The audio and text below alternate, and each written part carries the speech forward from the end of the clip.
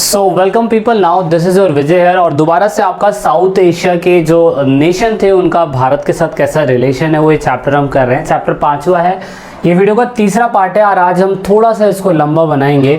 तो आप देखने की कोशिश करेंगे कि अभी हमने साउथ एशिया की जितनी भी कंट्रियां थी उनमें से हमने बांग्लादेश के बारे में पढ़ लिया और साथ में हमने पाकिस्तान के बारे में पढ़ लिया। तो आज हम इस वीडियो के अंदर पूरी तरीके से नेपाल और साथ में श्रीलंका से रिलेटेड जो चीज़ें हैं उनसे रिलेटेड चीज़ों के ऊपर हम फोकस करेंगे। तो जैसा कि आप सभी को पता है कि साउथ एशिया जिसमें कॉन्टेम्परेरी वर्ल्ड के ऊपर बात करी गई है कि उसमें भारत का रिलेशन कैसा है और साथ में जो हमारे पड़ोसी नेशन है वहाँ पे पॉलिटिकल स्ट्रक्चर कैसा था और पॉलिटिकल स्ट्रक्चर के बाद वहाँ पे एरिया ऑफ मैं कह सकता हूँ जो हमारा डिस्प्यूटेड है वो क्या था और साथ में हम उनके साथ क्या कोऑपरेशन कर रहे हैं वो हम इस चैप्टर के अंदर हम देखने की कोशिश कर रहे हैं। वीडियो के 2 पार्ट पहले ही आ चुके हैं, ये वीडियो का तीसरा पार्ट है और तीसरे पार्ट के अंदर जैसा कि मैंने आपको बताया कि हम अब फाइनली नेपाल और श्रीलंका से रिलेटेड चीज़ें करेंगे, तो आप देखने की कोशिश करिएगा।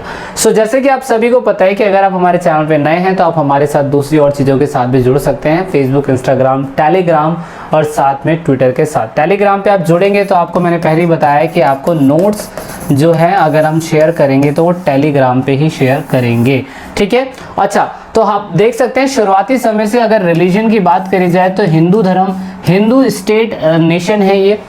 बुद्धिज़्म के भी कुछ परसेंटेज में लोग रहते हैं और बाकी तो खैर फिर कुछ परसेंटेज में अलग अलग कैटेगरियां भी रहती है। डोमिनेंस ज़्यादातर नेपाल में नेपाली लोगों का ज़्यादा हमें देखने को मिलता है।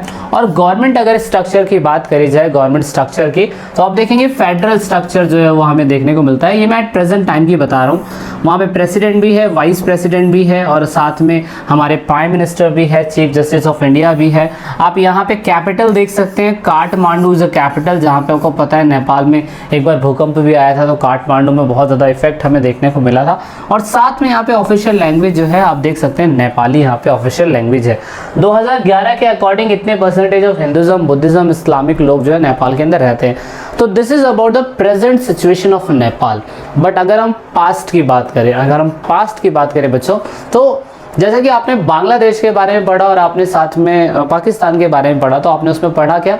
आपने उसमें ये देखा कि किस तरीके से वहाँ की कंट्री के अंदर जो डोमिनेंस था वो ज़्यादातर किन लोगों का था। डोमिनेंस वहाँ पे ज़्यादातर आप देखेंगे तो डोमिनेंस वहाँ पे मिलिट्री का ज़्यादा था और इस कंट्री के अंदर मिलिट्री डोमिनेंस नहीं था, इस कंट्री के अंदर लंबे समय से राजा का शासन था, ठीक है। तो हम जानने की कोशिश करेंगे मोनार्की टू डेमोक्रेसी, यानी कि राजतंत्र से लोकतंत्र कैसे हुआ और लोकतंत्र के बाद भारत से उनका संबंध कैसा हुआ। So let's talk about monarchy system. अगर आप शुरुआती समय से देखें तो ये हिंदू किंगडम राज्य है और यहाँ पे राजा का शासन था। तो आप देख सकते हैं कि राजा यहाँ पे शुरुआती समय से राज कर रहे थे।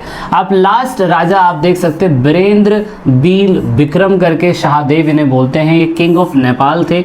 1972 से लेके 2001 तक ये किंग ऑफ नेपाल बने रहे। तो यहाँ पे हुआ क्या, हिंदू धर्म के हिसाब से यहाँ पे राजा का शासन चल रहा था, लेकिन बहुत से प्रो डेमोक्रेसी मूवमेंट चलाए गए थे।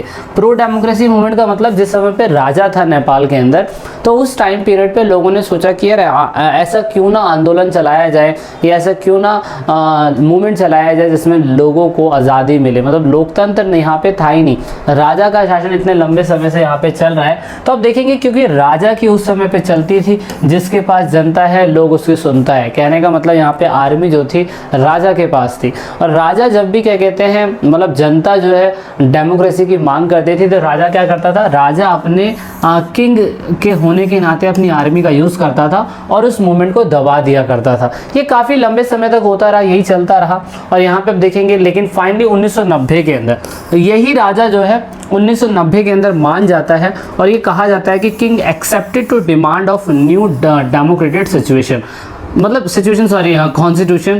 कहने का मतलब यहाँ पे है कि राजा जो है 1990 तक आते आते फाइनली ये मान लेता है कि ठीक है वहाँ की जनता को हम एक तरीके का डेमोक्रेटिक कॉन्स्टिट्यूशन देंगे जैसा भारत के अंदर था। तो 1990 के टाइम पीरियड पे ये जो क्या कहते हैं डिमांड थी वो माननी चालू हो गई थी राजा के द्वारा, और राजा ने कहा था कि ठीक है मैं डेमोक्रेसी सिस्टम मानूंगा, लेकिन थोड़ा बहुत, ऐसा नहीं था कि मतलब पूरी तरीके से राजा हट जाएगा और क्या कहते हैं वहाँ पे कॉन्स्टिट्यूशन आ जाएगा, ऐसा बिल्कुल नहीं था। धीरे धीरे सिचुएशन ठीक होनी वहाँ पे चालू हो रही थी। तो आप नोटिस क्या करेंगे, आप नोटिस ये करेंगे कि 1990 के अंदर 1990s के टाइम पीरियड पे थोड़ी बहुत सिचुएशन ठीक होनी चालू हो गई। अच्छा ठीक है, 1990 में सिचुएशन ठीक होनी चालू हो गई, लेकिन वही एक सिक्के के दो पहलू हर चीज़ का, जहाँ पे कोई अच्छाई होती है वहाँ पे कोई बुराई भी हमें देखने को मिलती है। तो यहाँ पे सेम ऐसे हुआ कि 1990 के टाइम पीरियड में, मतलब लगभग 1990 के बाद अगर देखें तो आप नोटिस करेंगे कि वहाँ पे माओविस्ट लोगों का इन्फ्लुएंस जो था वो ज़्यादा बढ़ गया नेपाल के अंदर, और उनका एक अलग बेस बन गया। उनको लगता था कि वहाँ पे जो भी सरकार के द्वारा जो भी चीज़ें चल रही है वो एक तरीके की मैं कह सकता हूँ राजा के कंट्रोल में ही चल रही है। वो एक अलग से ही अपना सेपरेट मूवमेंट नेपाल में चलवा रहे थे माओविस्ट लोग, और लोगों का ऐसा कहना है कि माओविस्ट आइडियोलॉजी जो थी कहीं ना कहीं शुरुआती समय में नेपाल में अगर आई होगी तो माओ जेडोंग की आइडियोलॉजी जो चाइना के अंदर थी उन्हीं की आइडियोलॉजी पे ये बेस था, जहाँ पे माओ जेडोंग भी चाहते थे कि राजा का शासन पूरी तरीके से उखड़ जाए और वहाँ पे जनता जो है एक ऐसा सिस्टम लेके आए कि जहाँ पे जनता के द्वारा ही सिस्टम को चलाया जाए। और यहाँ पे 1990 के बाद माओविस्ट लोग जो थे वो यहाँ पे गोरिल्ला वॉर हल्का फुल्का करते रहते थे और राजा की व्यवस्थाओं को बर्बाद करते रहते थे। तो जहाँ राजा चाह रहा था कि 1990 के अंदर डेमोक्रेटिक कॉन्स्टिट्यूशन लाया जाए, लोकतांत्रिक संविधान लाया जाए, वहाँ 1990 के अंदर अगर ये चीज़ें हो रही है, माओविस्ट इन्फ्लुएंस जो है नेपाल में बढ़ रहा है, तो आप नोटिस करेंगे कि राजा क्या करेगा। तो राजा कहेगा कि भैया हटाओ ये सारी सिचुएशन। इसीलिए आप देखेंगे कि वायलेंस हो रहा था बहुत बड़ी मात्रा में, violence conflict between the Maoist gorilla, मतलब माओविस्ट गोरिल्ला वही लोग जो गोरिल्लाज, वही लोग जो अलग से डिमांड कर रहे थे, और किंग की फोर्स के बीच में, क्योंकि राजा तो वहाँ पे था ना 1990 के टाइम पीरियड पे। मैं अभी आपको बताया जो थे वो वीरेंद्र करके जो थे वो थे। और आप नोटिस करेंगे कि वहाँ पे नेपाल में जो माओविस्ट पार्टी थी, communist party of Nepal, Maoist लोग, उनका एक अलग ही आंदोलन चल रहा था। लेकिन यहाँ पे नेपाल के राजा के साथ यूएसए सपोर्ट में था, चाइना सपोर्ट में था, यूनाइटेड किंगडम सपोर्ट में था और बेल्जियम सपोर्ट में था। तो आप देख सकते हैं यहाँ से नेपाल में सिविल वॉर चला 13 फरवरी 1996 से 2006 के बीच में। और इसका कहने का मतलब यहाँ पे यही था कि जो नेपाली सिविल वॉर था वो पूरी तरीके से यहाँ पे ब्रिटिशर्स नेपाल के राजा को बचा रहे हैं माओविस्ट से, और यहाँ पे आप देखेंगे कि वो कहीं ना कहीं गोरिल्ला वॉर करवाने से मना कर रहे हैं। लेकिन लोगों का मानना है कि इंटरनली वो कहीं ना कहीं सपोर्ट भी कर रहे थे। Sometimes the Democrats also join the conflict. तो डेमोक्रेट्स जो लोग थे, डेमोक्रेट्स मतलब वही लोग जो आज़ादी की मांग कर रहे थे, तो देख सकते हो यहाँ पे पीपल लिबरेशन ऑफ आर्मी ये भी इनके साथ आ चुकी थी, और डेमोक्रेट्स लोग अलग डिमांड कर रहे थे। तो कहने का मतलब सिचुएशन ट्रायंगुलर हो गई। ट्रायंगुलर कैसे? राजा एक तरफ कह रहा है कि पूरी तरीके से मेरा शासन रहना चाहिए, माओविस्ट लोग एक तरीके से कह रहे हैं कि हमें राजा के शासन को पूरी तरीके से ख़त्म कर देना चाहिए, और यहाँ पे कम सीपीआई पार्टी जो है वो सत्ता में आएगी। और दूसरा यहाँ पे डेमोक्रेट्स जो लोग हैं, जो लोकतंत्र व्यवस्था को चाहते हैं, वो भी कभी कभार क्या कहते हैं संघर्ष में शामिल हो जाते थे। वो इसलिए शामिल हो जाते थे कि वो भी चाहते थे कि समाज के अंदर व्यवस्था जो है, सिचुएशन जो है वो बदले। तो ये सिचुएशन चल रही थी नेपाल के अंदर। ये 1990 के बाद की ही बात मैं बता रहा हूँ। आप देख सकते हैं जहाँ राजा एक तरफ डेमोक्रेटिक रिपब्लिक तो ला रहा था, लेकिन व्यवस्थाएं सारी चीज़ें अपने अंडर कंट्रोल में रखना चाहता था, जो जनता नहीं चाहती थी। देन फाइनली क्या हुआ? यहाँ पे आप देखेंगे वीरेंद्र करके ये व्यक्ति थे, 2001 तक इनकी पावर रहती है। उनके अपॉइंटमेंट के बाद दीपेंद्र जो है ये चुने जाते हैं। जब ये अपॉइंट होते हैं तो ये देख सकते हैं 3 दिन की सत्ता जो थी इनकी चली। 3 दिन की सत्ता इसलिए चली क्योंकि बाद में इनको ही मार दिया जाता है। और मारने के बाद 2002 के अंदर 2001 के इसी के बाद आप देखेंगे नए फाउंडर ढूंढे जाते हैं ज्ञानेंद्र करके। लेकिन ज्ञानेंद्र जी की अच्छी बात ये थी कि उन्होंने मोनार्की सिस्टम को अबॉलिश कर दिया। मोनार्की सिस्टम मतलब राजा तो रहेगा ये, लेकिन इसकी चलेगी, लेकिन कॉन्स्टिट्यूशन के अकॉर्डिंग चलेगी। लेकिन जो 1990 के अंदर कॉन्स्टिट्यूशनली मोनार्की सिस्टम, कॉन्स्टिट्यूशनल के हिसाब से डेमोक्रेसी चलाई जा रही थी 1990 में इन साहब जी के द्वारा, तो वो 2002 तक आते आते पूरी तरीके से जो पार्लियामेंट्री फॉर्म ऑफ सिस्टम था वो पूरी तरीके से ख़त्म कर दिया गया। और 2002 के अंदर ये बोला गया कि अब जो भी पीएम या सीएम या जो भी हेड ऑफ द अथॉरिटी चुनी जाएगी वो हमेशा क्या कहते हैं राजा के अंडर में ही होगी, यानी कि ज्ञानेंद्र के अंडर में ही होगी। यानी कि इनके टाइम पीरियड पे head of the state of Nepal थे। और आप देखेंगे 2002 तक जो पार्लियामेंट्री फॉर्म ऑफ सिस्टम 1990 से चल रहा था उस सिस्टम को पूरी तरीके से ख़त्म कर दिया गया। तो ये एक लॉस है, ये एक बहुत बड़ा लॉस था जो हुआ नेपाल के लोगों का। देन फाइनली गुरिल्ला वॉर भी चल ही रहा था बैकेंड में, और फिर धीरे धीरे सिचुएशन ठीक हुई। और यहाँ पे फिर हुआ क्या, फिर यहाँ पे माविस्ट की अकेली पार्टी सत्ता में नहीं आई, 7 पार्टियों ने मिलकर 7 पार्टी अलायंस करा। Nepalese party, Nepali democratic party, Congress democratic, communist of Nepal, Nepal workers and peasant party, Nepal goodwill party, United front और पीपल्स फ्रंट। ये 7 पार्टियों ने मिलके 7 पार्टी अलायंस करा 2006 में आते आते। और फिर आप नोटिस करेंगे देन फाइनली सिस्टम ठीक हुआ, और सिस्टम ठीक होते होते 2008 के अंदर फाइनली तरीके से राजा का शासन जो है पूरी तरीके से ख़त्म कर दिया गया। और यहाँ पे लोगों के वोटिंग के अकॉर्डिंग अब राजा को चुनने, मतलब शासक को चुना जाने लग गया। तो यहाँ पे आप देख सकते हैं जब इनके टाइम पीरियड पे गिरिराज प्रसाद कोलारा को जो हेड बनाया गया था वही 2006 के बाद भी हेड बने थे, 2008 तक यही हेड बने रहे। आप देख सकते हैं इसी वजह से 2008 के अंदर डेमोक्रेसी जो थी उसकी स्टैब्लिशमेंट ठीक तरीके से होने लग गई। फिर धीरे धीरे व्यवस्थाओं में सुधार आया, चीज़ें ठीक होने लग गई और राजा का शासन हटके अब जनता का शासन आ गया। तो इस वजह से आप देखेंगे वहाँ पे 2015 के अंदर जाके कॉन्स्टिट्यूशन को अडॉप्ट करा गया। जब कॉन्स्टिट्यूशन को अडॉप्ट करा गया तो उसे कॉन्स्टिट्यूशन असेंबली ने बनाया, और मतलब ये पूरा उनका बैकग्राउंड चल रहा है कि किस तरीके से उनकी कंट्री के अंदर डेमोक्रेसी का स्टैब्लिशमेंट हुआ। तो अभी आप देख सकते हैं केपी शर्मा ओली जो है 28th नेपाल के क्या कहते हैं पीएम है, जिनका रिलेशन अब हमारे भारत के साथ हमें देखने को मिला।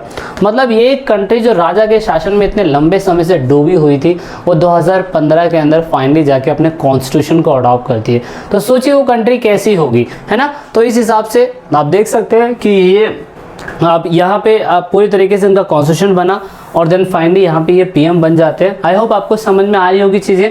आप बुक को टैली करेंगे तो आपको काफ़ी हद तक चीज़ें समझ में आ जाएंगी। कुछ हिडन सीक्रेट्स जो है वो बुक में नहीं शेयर करे गए हैं, जो इतना डीपली मैं आपको बताने की कोशिश कर रहा हूँ। अब फाइनली क्या होता है, अब फाइनली ये होता है कि नेपाल पूरी तरीके से 2015 तक आते आते फेडरल डेमोक्रेटिक रिपब्लिक बन जाता है, और उसके बाद भारत के संबंध नेपाल के साथ फाइनली सामने आते हैं, क्योंकि भारत के अंदर 2014 के अंदर जाके पीएम नरेंद्र मोदी जो है वो चुनते हैं, और यहाँ पे केपी शर्मा ओली 38 जो प्राइम मिनिस्टर होते हैं वो भी बनते हैं। तो दोनों का संबंध, दोनों के रिलेशन अब देखने को मिलेंगे। सबसे पहला हमने क्या करा, हमने सबसे पहले नेपाल से क्या बोला कि आप लोग बिना वीज़ा बिना पासपोर्ट के हमारी कंट्री में आ जा सकते हैं। तो आप देख सकते हैं कि हमारी कंट्री के अंदर one of the favourite dish of every student momos वो हमारे नेपाल से ही हमारे भारत में आए, और ऐसी प्यारी डिश नेपाल ने हमें दी। हम उनके लिए बहुत बहुत थैंकफुल हैं। और यहाँ पे आप नोटिस करेंगे कि जो हमने उनसे रिलेशन बनाया कि आप लोग बिना पासपोर्ट बिना वीज़ा के आ सकते हैं, तो इंडिया के भी लोग वहाँ पे जाके रहते हैं। आप बहुत सारी मूवियाँ देख सकते हैं हमारे भारत की, जो क्या कहते हैं कहीं ना कहीं हम लोगों ने वहाँ पे शूट भी करी। तो ये एक अच्छी बात है, ये एक अच्छी चीज़ है कि हमने अपने फ्रेंडली कंट्री के साथ ऐसा रिलेशन बनाया कि बिना वीज़ा बिना पासपोर्ट के लोग यहाँ से एक प्लेस से दूसरी प्लेस पे आ जा सकते हैं। दूसरा एक डिस्प्यूट जो हमारा इनसे रहता है वो ट्रेड डिस्प्यूट पे रहता है। ये एक ऐसा इलाका है जहाँ पे आप देख सकते हैं कि इसमें ये डिस्प्यूट रहता है कि इस इलाके में वो चाइना से ट्रेड कर रहा है, क्या कहते हैं आपका नेपाल। तो ये डिस्प्यूटेड इलाका है। अब ये क्लियर नहीं हो पा रहा है कि ये इलाका है किसका, ठीक है। तो इस पर भी एक डिस्प्यूट बना हुआ है अभी भी। तो आप देख सकते हैं ये आपके बुक के अंदर नहीं है, पर ट्रेड रिलेटेड डिस्प्यूट जो है आपको इसमें एक्सप्लेन करने को मिलेगा। दूसरा हमें सबसे ज़्यादा बुरा क्या लगता है, सबसे ज़्यादा हमें बुरा ये लगता है कि नेपाल जो है ज़्यादातर चाइना से अपने वार्म रिलेशन बनाता है, अच्छे रिश्ते बनाता बनाता है, मधुर संबंध बनाता है, जो हमें बहुत ज़्यादा बुरा लगता है। क्यों? क्योंकि आपको पता है कि हमने पास्ट के अंदर कितने ज़्यादा दुख झेले हुए हैं 1962 के वॉर के टाइम पीरियड में, और नेपाल को हमने वैसे भी क्या कहते हैं इतना कुछ एक एज अ फ्रेंडली क्या कहते हैं कंट्री माना है। तो आप नोटिस कर सकते हैं कि यहाँ पे नेपाल को हमारी इन चीज़ों पे फोकस ज़रूर करना चाहिए। तो आप क्या कहते हैं कमेंट करके ज़रूर बताइएगा कि क्या ये बातें सही है या नहीं है, ठीक है। उसके बाद एक डिस्प्यूट जो हमें लगता है कि जब 1990 के अंदर माओइस्ट मूवमेंट नेपाल के अंदर चला था ना, तो नेपाल के अंदर जब माओइस्ट मूवमेंट चला था तो हमें लगता था इसका इफेक्ट ना हमें भारत में देखने को मिला। छत्तीसगढ़, उड़ीसा, झारखंड, उसके बाद महाराष्ट्र और यहाँ पे श्रीलंका के अंदर भी आप देख सकते हैं बहुत सारे माओइस्ट मूवमेंट हुए थे। तो इसका इफेक्ट हमें भारत के अंदर देखने को मिलता है, और ये चीज़ हमारी कंट्री के अंदर नक्सलवादी बहुत ज़्यादा बढ़ा है इस माओइस्ट मूवमेंट की वजह से। दूसरा, नेपाल के लोगों को क्या लगता है, नेपाल के लोगों को लगता है कि India interfere in its internal affairs, मतलब इंडिया गवर्नमेंट जो है उनके इंटरनल अफेयर में कहीं ना कहीं बार बार आता रहता है, जैसे कि river water, hydro electricity, prevent Nepal को वो प्रिवेंट करता है, मतलब प्रतिबंध लगाता है। नेपाल जो है एक ऐसा लैंड बाउंड्री है जो पूरी तरीके से चारों तरफ किससे घिरा हुआ है, चारों तरफ आप देखें तो वो पूरी तरीके से ज़मीन से ही घिरा हुआ है। तो नेपाल को ऐसा लगता है कि कहीं ना कहीं इंडिया जो है उसको क्या कहते हैं पानी के रास्ते, पानी के सी रूट से टच करने से मना करता है, मतलब यहाँ पे नेपाल को ये लगता है, ठीक है। तो एक ये डिस्प्यूट जो है नेपाल का हमसे बना पड़ा है, तो हम इसको भी ठीक करने की कोशिश कर रहे हैं। तो ये चीज़ है, तो ये उनके और हमारे बीच में डिस्प्यूट है, ज़्यादा बुक के अंदर नहीं दिया हुआ है, तो आप इतना समझ सकते हैं। देन अब हम बात करेंगे श्रीलंका के बारे में, इतना हमने समझ लिया। अब हम श्रीलंका के कॉन्स्टिट्यूशन के बारे में बात करेंगे, देन फिर हम चैप्टर को क्लोज कर देंगे, मतलब इस वीडियो को क्लोज कर देंगे, इस चैप्टर को नहीं। तो इस चैप्टर का एक और पार्ट आएगा, वो भी हम डिस्कस करेंगे। लेकिन अब बात करेंगे श्रीलंका के बारे में। देखिए, श्रीलंका एक ऐसा टापुई देश है जिसके बारे में आपको पता है कि कैसे रावण जो थे, रावण जी मतलब इन द सेंस रावण, उन्होंने कैसे सीता माता को यहाँ पे उठा के लेके आए थे।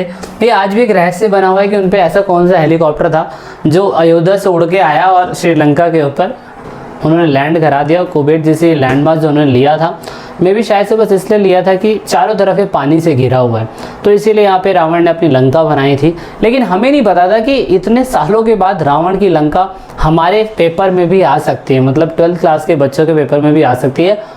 और एट प्रेजेंट टाइम ये जो श्रीलंका का टॉपिक है यूएन के अंदर भी घूम रहा है। अब वो क्या है हम वो समझने की कोशिश करते हैं। हर कंट्री की सिचुएशन अलग है। बहुत टाइम तक आपको लगता रहा होगा कि Sri Lanka is a part of India, but Sri Lanka एक अलग कंट्री है। जैसे कि पाकिस्तान, बांग्लादेश और अभी आपने नेपाल देखा, तो सब कंट्री की एक डेमोक्रेटिक सिचुएशन अलग थी। अलग तरीके से इन कंट्री के अंदर डेमोक्रेसी का एस्टैब्लिशमेंट हुआ और हमारी कंट्री से उनका रिलेशन हमने अलग अलग देखा। श्रीलंका की भी कुछ ऐसे ही बहुत खतरनाक स्टोरी है। जैसे कि अब देखिए, श्रीलंका के बारे में अगर बात करी जाए तो इनकी कैपिटल का नाम श्री जयवर्धनपुर कोट्टे है, ठीक है। तो आप ये देख सकते हैं कोट्टे जी, ये यहाँ की कैपिटल है। लार्जेस्ट अगर सिटीज़ की बात करें तो कोलंबो इज़ अ प्लेस, ठीक है। अब यहाँ पे ऑफिशियल लैंग्वेज को लेके यहाँ पे झगड़ा था। यहाँ पे सिंघाला और तमिल दोनों ही ऑफिशियल लैंग्वेज है और इसी के ऊपर मैं बात करूँगा इस वीडियो के अंदर, ठीक है। अब यहाँ पे परसेंटेज ऑफ पीपल आप देख सकते हैं कि यहाँ पे सिंघाला लोगों की संख्या जो है वो 74.9 है। श्रीलंकन तमिल की जो लोगों की है वो 11.2 है। इंडियन मोर की जो है, मतलब श्रीलंकन मोर की जो है वो 9.2 है और इंडियन तमिल की संख्या जो है 4.2 है। ये डेटा मैंने विकीपीडिया से उठाया है, ठीक है। ये डेटा बदलता भी रह जा सकता है, ठीक है। ज़्यादातर धर्म मानने वाले लोग वहाँ पे बुद्धिज़्म है, देन हिंदुज़्म है। तो आपने हिस्ट्री वाले पार्ट में पढ़ा होगा कि कैसे बुद्धिज़्म जो था श्रीलंका के अंदर माइग्रेट होकर आया था। अगर आपने वो चैप्टर नहीं देखा है तो आप जाके ज़रूर वॉच आउट करिएगा, क्योंकि वहाँ पर भी मैंने आपको बताने की कोशिश करी हुई कि कैसे बुद्धिज़्म जो था श्रीलंका में आया था। तो ये तो चलो ठीक है, एट प्रेजेंट सिचुएशन हम ये देख रहे हैं कि ये चीज़ें हैं। लेकिन अगर आप श्रीलंका की बात करें ना, तो श्रीलंका को इंडिपेंडेंट जो था 1948 के अंदर मिल गया था। मतलब श्रीलंका जो था स्वतंत्रता मिली थी उसे, और यहाँ पे जब से Sri Lanka is a democratic country since independent, मतलब जब से वो इंडिपेंडेंट हुई थी जब से उस कंट्री के अंदर कॉन्स्टिट्यूशन बना हुआ था। मतलब वहाँ पे कॉन्स्टिट्यूशन बनने की तो कोई दिक्कत ही नहीं हुई। दिक्कत किस चीज़ की हुई वो हमें समझना है। लेकिन उससे बिफोर दिस अगर हम आज़ादी से पहले देखें तो श्रीलंका का नाम पहले जो था, आप देख सकते हैं श्रीलंका के फर्स्ट जो प्राइम मिनिस्टर है वो मैंने यहाँ पे नाम डाला हुआ है 1947 से 1952 के बीच पे, जिस समय आज़ाद हुआ था श्रीलंका, तो उस समय पे आप देखेंगे इसका नाम शिलोंग था। ठीक है, शिलोंग इसे बोलते हैं, मतलब श्रीलंका तो अब हम बोलते हैं इसे, और पुराने प्राचीन टाइम पे भी इसे श्रीलंका के नाम से ही पुकारा जाता था, लेकिन एट प्रेजेंट टाइम इसे शिलोंग बोलते थे, जिस समय पे 1948 के अंदर श्रीलंका आज़ाद हुआ था। अब यहाँ पे प्रॉब्लम क्या है, हम सबसे पहले वो जानने की कोशिश करते हैं। प्रॉब्लम देखिए, एथनिक कॉन्फ्लिक्ट था यहाँ पे। Sri Lankan politics were dominant by the majority Sinhala community. यहाँ पे नोटिस करिए, देखिए सिंघाला कम्युनिटी जो है ना वो 74.9 है, मतलब 100% में से 74.9% लोग सिंघली लोग हैं जो नेपाल का जो श्रीलंका के अंदर रहते हैं। लेकिन प्रॉब्लम क्या है, प्रॉब्लम ये है Sinhala people were hostile to the Tamils migrated from the India and they believe that Sri Lankan belong to Sinhalas people. मतलब यहाँ पे हुआ क्या कि आपको पता है कि शुरुआती समय में बहुत से लोग एक प्लेस से दूसरे प्लेस में माइग्रेट कर जाते थे। श्रीलंका की आज़ादी से पहले भी हमारे भारत से बहुत सारे तमिल लोग जो थे वो माइग्रेट कर गए थे आज़ादी से बहुत साल पहले। तो तमिल लोग जो आपको पता है कि बहुत पढ़ाई लिखाई में काफ़ी अच्छे होते हैं, काफ़ी वेल सेटल्ड होते हैं, समझदार होते हैं। और ऐसा नहीं है कि सिंघाली लोग समझदार नहीं होते, लेकिन मैं पास्ट की बात बता रहा हूँ। तो मेजॉरिटी ऑफ द पीपल जो थे सिंघली लोग थे, और वहाँ पे सिंघली लोगों को छोटी पोस्ट मिल जाती थी, और क्योंकि तमिल लोग जो थे वो पढ़े लिखे होते थे। अब उनको तो ना पता था कि बाद में जाके श्रीलंका एक अलग कंट्री बन जाएगा। शुरुआती समय में तो कोई भी कंट्री थी, कोई भी एक प्लेस से दूसरे प्लेस पे आता जाता था। राजा महाराजाओं के टाइम की बात बता रहा हूँ मैं। तो उस टाइम पीरियड पे तमिल के कुछ लोग जो थे आज़ादी से कई साल पहले, 50 साल 100 साल पहले जो थे यहाँ पे इंडिया के जो लोग थे माइग्रेट कर गए थे। कहाँ पे? श्रीलंका के अंदर। मतलब इंडियन तमिल जो थे माइग्रेट कर गए थे कहाँ पे, क्या कहते हैं, श्रीलंका के अंदर। तो बहुत लंबे समय तक जब वो लोग श्रीलंका के अंदर रहने लगे थे तो थे वो तमिल। अगर थे वो तमिल तो आप नोटिस करेंगे फिर तो वो वहीं के बाशिंदे हो गए ना। मतलब बांग्लादेश से कुछ लोग 1950s के टाइम पीरियड पे हमारे भारत के अंदर रह रहे हैं, और अब हम उन्हें बोलेंगे उठा के कि भैया आप लोग जाइए अपने बांग्लादेश में, तो वो कहाँ जाएंगे? वो नहीं जा सकते। ऐसी पाकिस्तान अगर आज़ाद हो गया अलग देश, और पाकिस्तानी के कुछ लोगों को, मोमडन्स को हम बोले कि आपका देश तो अलग है, तो ये गलत है, बिकॉज वी आर सेकुलर, है ना। सेम ऐसा ही तमिल के लोगों के साथ था। अगर तमिल के लोग पढ़े लिखे थे, समझदार थे और बड़ी पोस्टों पे होते थे, तो सिंघाला लोगों को यही लगता था कि यार हमारी जो बड़ी बड़ी पोस्टें होती है ना वो तमिल लोगों को मिल जाती है, और तमिल लोग तो यहाँ के रहने वाले हैं ही नहीं, वो तो श्रीलंका के अंदर आके बस गए क्योंकि वो है इंडियन। और सिंघली लोगों को लगता है कि भाई जो श्रीलंका है ना वो हमारा अपना है, क्योंकि मेजॉरिटी ऑफ द पीपल जो है हम रहते हैं, तो हमें ही बड़ी पोस्टों का हक होना चाहिए, हमें ही बड़ी पोस्टों पे रहने चाहिए। तो यहाँ पे ये मुद्दा चलता रहा। इतना आपको समझ में आ चुका होगा। तो इसीलिए ना यहाँ पे अब आप नोटिस करेंगे प्रॉब्लम क्या हुई। 1956 में श्रीलंका ने अपनी ऑफिशियल लैंग्वेज सिंघाला बना दी, सिंघली बना दी। मतलब सिंघली बोलते हैं, तो सिंघाला, यहाँ पे सिंघाला लिखा है, लेकिन सिंघाला जो लैंग्वेज है उसको ऑफिशियल बना दिया। और ऑफिशियल बनाने के बाद फिर आप नोटिस करेंगे जिन लोगों को तमिल आती है ना उन लोगों को अब सिंघाला भाषा आना ज़रूरी है। और जितने भी तमिल लोग हैं अगर वहाँ के गवर्नमेंट जॉब, बड़ी बड़ी पोस्टों के अंदर जाना चाहते हैं तो उन्हें सिंघली लैंग्वेज आनी कंपलसरी हो जाएगी। तो ये एक तरीके का भेदभाव हो गया सिंघली लोगों के लिए। अब उनको तो है ना पता था कि इन फ्यूचर में ऐसा कुछ होगा, वो तो श्रीलंका को ही अपना घर मानते थे। कुछ लोग जो थे वो श्रीलंकन तमिल ही थे, आज़ादी से बहुत साल पहले तक वहीं रहते थे, और कुछ लोगों ने आज़ादी के बाद भी श्रीलंका के अंदर माइग्रेशन करा है, और फिर भी लोग वहाँ पे रहे हैं और अभी भी लोग वहाँ पे रह रहे हैं। लेकिन क्योंकि पड़ोसी मुल्क है तो रहेंगे, सिंपल सी बात है। तो फिर आप नोटिस करेंगे कि यहाँ पे जब 1956 के अंदर सिंघाला को ऑफिशियल लैंग्वेज बना दिया जाता है तो यहाँ पे डिस्प्यूट पैदा होता है, और डिस्प्यूट की वजह से ही आप देखेंगे इसे हम जातीय संघर्ष बोलते हैं, एथनिक कॉन्फ्लिक्ट बोला जाता है इसे। तो एथनिक कॉन्फ्लिक्ट के ऊपर ही पूरी तरीके से श्रीलंका की स्टोरी बनी हुई है। द फैमिली मैन पार्ट 2 के अंदर भी अगर आप देखें तो थोड़ा बहुत क्या कहते हैं श्रीलंका के बारे में बताया हुआ है, स्टोरी बता रखी है। तो इसी वजह से लिट्टे कौन है भाई? तमिल इल्लम। उन्होंने एक सेपरेट कंट्री की डिमांड करी। सेपरेट कंट्री क्यों?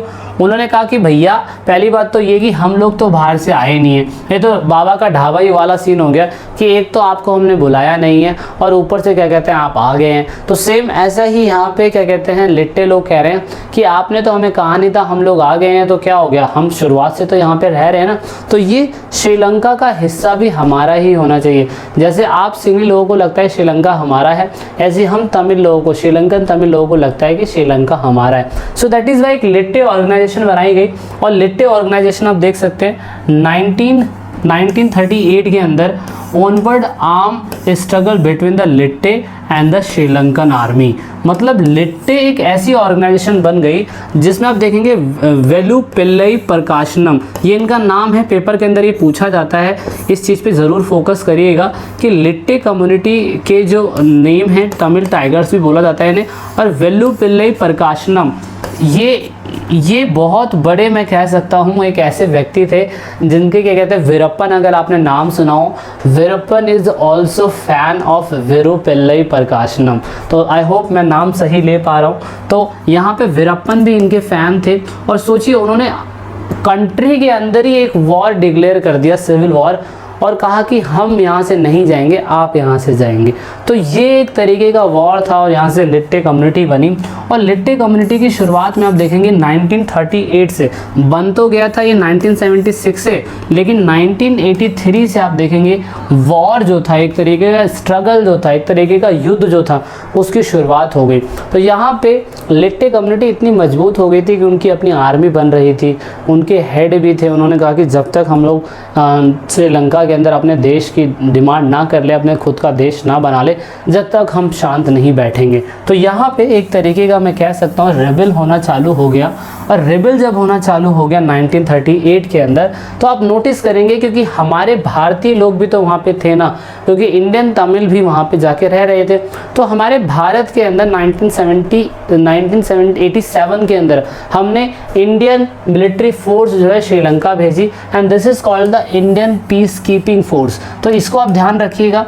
जुलाई 1987 से 1990 के बीच में हमारे भारत के अंदर कौन सी गवर्नमेंट चल रही थी, उसको कमेंट ज़रूर करिएगा।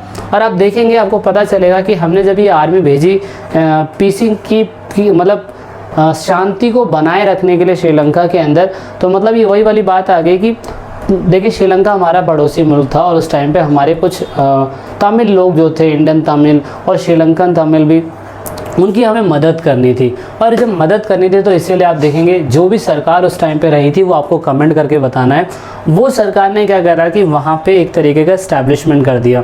किनका? सेना का। सेना को इसलिए भेजा गया ताकि जो उनके डिस्प्यूट चल रहे हैं ना वो सॉल्व किए जा सके।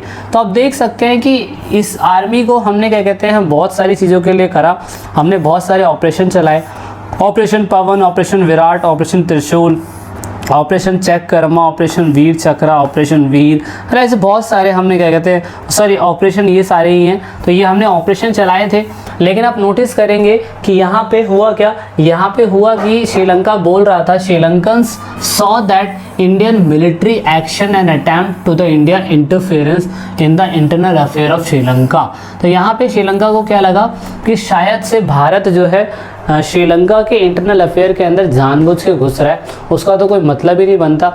मतलब हमने आपको बुलाया नहीं, आप क्यों आए हैं, है ना। तो यहाँ पे ये वाला सीन था। तो इसी वजह से क्या हुआ 1989 के अंदर श्रीलंका से अपने इंडियन सिपाहियों को निकालना पड़ गया। तो मार्च 1990 तक पूरी तरीके से सारी आर्मी वापस आ गई, लेकिन 1989 में निकलना चालू हो गए थे। उन्होंने कहा ठीक है, हम भैया आपके यहाँ से निकल जाते हैं। मतलब उन्होंने इंडियंस के ऑब्जेक्टिव को पूरा करने की पूरी कोशिश करी थी, लेकिन वो वहाँ से निकल गए। और आप देखेंगे इसी वजह से लिट्टे कम्युनिटी ने हमारे देश के अंदर, जो आपको पता है कि इंदिरा गांधी जी के मरने के बाद देश के अंदर राजीव गांधी जी पीएम बनाए गए थे और उनको बम से उड़ा दिया गया था। तो लिट्टे कम्युनिटी की वुमेन ने उन्हें बम से उड़ाया था, उन्हें हार पहनाया और ह्यूमन सुसाइड बम होने के नाते वो उनके सामने फूट गई और पूरे के पूरे चिथड़े उड़ गए। तो कहने का मतलब देख सकते हैं कि यहाँ पे इंडियन सेंटीमेंट जो है किस तरीके से काम करता है। लोगों को लगा कि आर्मी अगर भेजी गई थी तो कहीं ना कहीं उस आर्मी को अपना पूरा काम करना चाहिए था और बिना काम करे वो वापस चले गई। जबकि इंडियन गवर्नमेंट को लगता है कि अगर आपको श्रीलंकन गवर्नमेंट को लग रहा था कि यार अगर हम उनके फैमिली मैटर में आ रहे थे तो उन्होंने कहा ठीक है भैया फिर हम वापस चले जाते, कोई दिक्कत नहीं है, तो इसीलिए वो लोग चले गए थे। तो यहाँ पे ये इशू आपको समझ में आ रहा होगा। अब यहाँ पे हुआ क्या कि 2009 के अंदर पूरी तरीके से लिट्टे कम्युनिटी में ये बोला गया कि लिट्टे को पूरी तरीके से हरा दिया गया और श्रीलंका की सरकार ने कहा कि हम सिचुएशन को पूरी तरीके से ठीक कर लेंगे। और लिट्टे कम्युनिटी की जो डिमांड थी कि अलग स्टेट बनाया जाए या हमें भी क्या कहते हैं उनकी सिंघाला ऑफिशियल लैंग्वेज ना रखी जाए, उनकी क्या कहते हैं तमिल भी ऑफिशियल लैंग्वेज होनी चाहिए, तो सेम यहाँ पे यही हुआ। फिर आपको पता है कि ये इलाका जो है ये पूरी तरीके से तमिल लोगों का था और ये पूरी तरीके से श्रीलंकन और सिंगला लोगों का था। तो यहाँ पे पूरी तरीके से क्या हुआ, पूरी तरीके से सिविल वॉर 2009 के अंदर जाके ख़त्म हुआ जो 25 साल 9 महीने 3 वीक तक चला था। और यहाँ पे फाइनली अब क्या कहते हैं यहाँ पे तमिल और सिंघाला लोग एक साथ रहते हैं।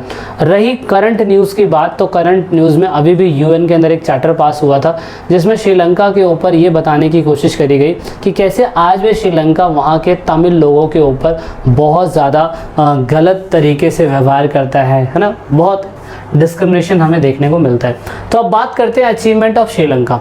देखिए इतना कुछ होने के बाद भी 2009 के होने के बाद भी श्रीलंका का इकोनॉमिक ग्रोथ बहुत तेज़ी से पर कैप्चर इनकम देख सकते हैं इंडिया के मुकाबले में बहुत अच्छा है। और दूसरा ह्यूमन डेवलपमेंट रैंक की अगर बात करें तो अभी 2018 में ह्यूमन डेवलपमेंट रैंक आया था और वो भारत देख सकते हो, भारत कहाँ पे 130 नंबर पे और जबकि श्रीलंका जो है 76 नंबर पे। तो ये इनके अचीवमेंट है, पेपर के अंदर पूछे जाते हैं। दूसरा फिर यहाँ पे उन्होंने सक्सेसफुल अपने पॉपुलेशन को कंट्रोल करा। 1911 से लेकर 2001 की आंकड़ा देखा जाए तो उन्होंने पॉपुलेशन कंट्रोल पे भी अच्छा फोकस करा है। और दूसरा यहाँ पे उन्होंने पहली ऐसी कंट्री बनी जिन्होंने लिबरेट इकोनॉमिक के ऊपर फोकस करा। लिबरेट इकोनॉमिक का मतलब ये हो गया कि उदारवादी व्यापार करना। पहली ऐसी साउथ एशियाई कंट्री बनी थी श्रीलंका जिन्होंने ये करा था। दूसरा इनका जीडीपी अगर देखा जाए तो पर कैप्चर इनकम इनके 4 कंट्रियों के कंपैरिजन में देखा जाए, बांग्लादेश, इंडिया, नेपाल, पाकिस्तान, श्रीलंका, तो श्रीलंका का ग्राफ हमेशा ऊपर रहा है दूसरी कंट्रियों के कंपैरिजन में, आज भी एट प्रेजेंट टाइम पे भी हमारा उनका अच्छा है। अब डिस्प्यूट की बात करें तो डिस्प्यूट में सबसे ज़्यादा डिस्प्यूट हमारा एथनिक ग्रुप को लेके ही था, जिसमें हम चाहते थे कि भाई जो श्रीलंकन तमिल है या जो इंडियन तमिल है उनको भाई पूरी तरीके से यहाँ पे अच्छा रखा जाए। और यही क्या कहते हैं हमारी सबसे बड़ी कॉन्फ्लिक्ट जो थी इनके साथ थी। दूसरा अगर कॉपरेशन की बात करी जाए श्रीलंका के बीच में और इंडिया के बीच में, तो कॉपरेशन में आप देख सकते हैं कि ये कंट्री के अंदर बार बार सुनामी आती रहती है, तो हमने सुनामी के लिए इंडिया ने कहा कि हम आपकी मदद करेंगे। और दूसरा क्या कहते हैं यहाँ पे इंडिया ने कहा कि हम आपके साथ फ्री ट्रेड एग्रीमेंट करेंगे। ठीक है, तो ये 2 चीज़ें आपकी बुक में दी हुई है, आप इन्हें भी लिख सकते हैं। ठीक है, तो ये this is all about the Nepal and Sri Lanka. Video कैसी लगी तो ज़रूर बताइएगा और चैनल अच्छा लग रहा है तो सब्सक्राइब करके ज़रूर जाइएगा। This is it in this video. Question जो पूछे गए हैं ज़रूर उनका आंसर करिएगा। This is it.